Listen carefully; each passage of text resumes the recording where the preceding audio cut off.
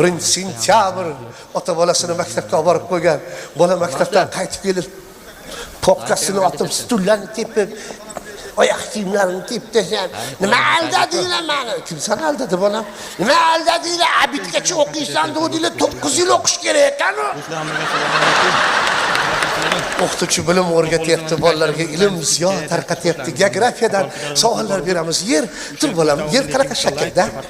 Yer qanaqa shaklda? Yonidagi bola to'rtburchak emas bolam. O'yla, qanaqa shaklda yer? Yo'qda o'tirgan bola uchburchak emas bolam. Yer qanaqa shaklda yer? Yer qanaqa shaklda yer? Yer qanaqa shaklda? Bilmaysan.